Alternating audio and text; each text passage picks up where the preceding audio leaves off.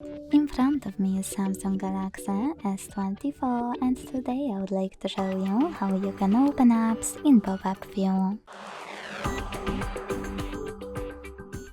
Begin by selecting an app to use in this view and launching it in the background. Then click on the icon of it at the top.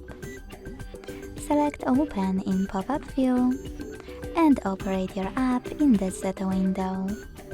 To turn it into a bubble, click on Home button and to access it, tap on the bubble.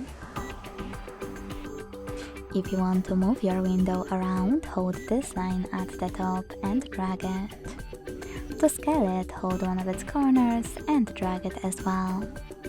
If you want to use more options of pop-up view, click on this line and operate all of them however you wish to. To close your window, just swipe it in the background. Thanks so much for watching. If you enjoyed this video, leave a like, comment and subscribe. Bye!